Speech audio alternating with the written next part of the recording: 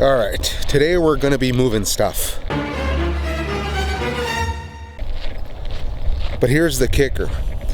We only have an hour to do it because we got a long day ahead of us. So I'm gonna see if we get all this done within the hour.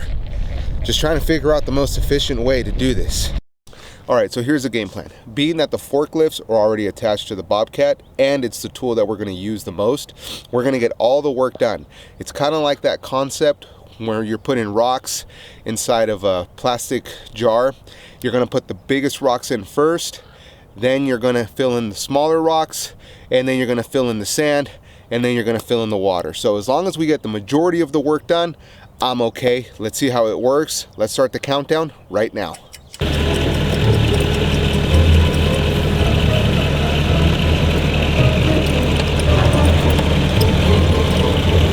Okay, change of plans. Realize a couple of things. Number one, I can't see in front of me with that big wall. Number two, I have to go move, flatten some of the dirt before I move the turf. And number three is, if I can't see in front of me, then I have to come up with a different game plan, which actually reminds me of a Bible verse. Anyways, so we gotta unhook the forks, put the bucket back on, flatten some of that land before I move the turf, but before I do that, I have to actually go fix some of the parts. So I have to put the bucket on, take the forks off, then put the forks back on to put the bucket back on. So anyways, doesn't always go according to plan, but you adjust and you move forward. All right, so this is, as you can tell, this is pretty big. This is about 6.5 foot tall. It's a big wall. Move forward with that one. And what we're gonna do is we're gonna put a line in the sand with a stick that I'm gonna follow, and then that'll be my guide because I can't see behind this wall. So we'll see how that works out.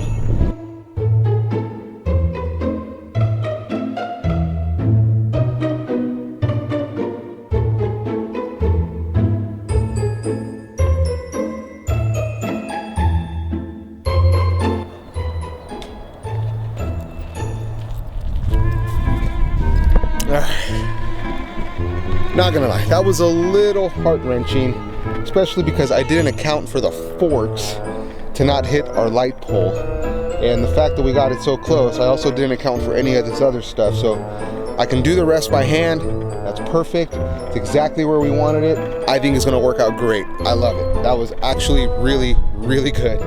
Oh, that was close. I think it looks really good there. I'm actually already thinking of a game that we can play when it comes to throwing, because that's technically first base, and I think I have an idea. All right, so change of plans number 2, okay? We are going to move the turf now, because I figured that if we're gonna have to take off the forks, then we might as well just get as much done as we can with them. So turf moving time. I know it looks light, I know it just seems like turf, but that stuff is actually really heavy, especially because we bought it used. And when you buy it used, it already comes with all the infill sand, which becomes like 2 or 3 times as heavy than when you just buy it brand new. So now it's time to move this turf, put it over there to expand our foul ball area, and we're gonna hopefully pick it up with the forks and it works. Otherwise, we're gonna have to do what we did last time, which is picking it up with the truck. That's kind of a pain in the butt, but it's my system that I've used. So we're gonna try out this new system, see how it works.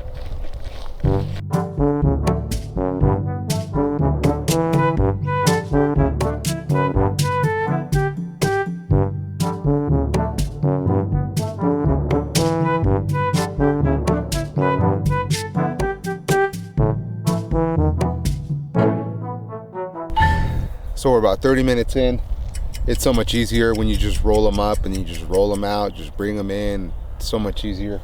This is gonna take me about 10 minutes, if that, maybe more. We'll see. Hopefully we're still on time and we can get this done on time.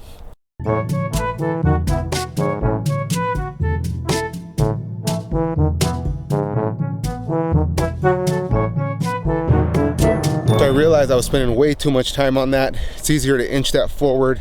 I gotta go move the other piece of turf.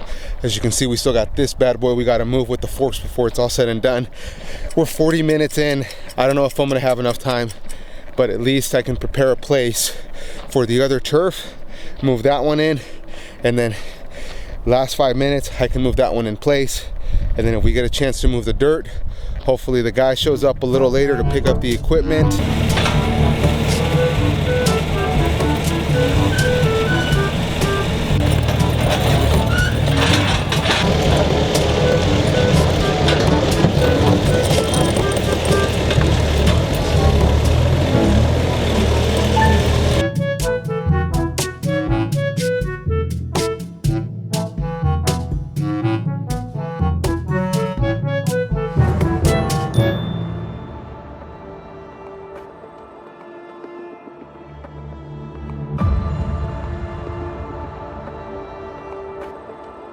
All right, well, our time is now about up. This is an hour. We did get a chance to get everything we needed, maybe with the exception of that, but I did get a call from my buddy. He's running about 40 minutes behind. So that's just a reminder of how many times we put expectations on ourselves to perform, to hit certain goals, to do certain things, and then when we don't hit them, or we do hit them, or we hit them halfway, that we are living in that shame and guilt. So it's just a friendly reminder that the enemy is really good about reminding us of how inadequate we are when we have self-imposed goals that are unmet and self-imposed expectations. But that reminds me of another Bible verse. I'll think about it later. Anyways, we're gonna finish wrapping this stuff up. We're gonna go work on that catcher area, the hitting area, go finish installing that backstop, and then we're good to play ball later on today.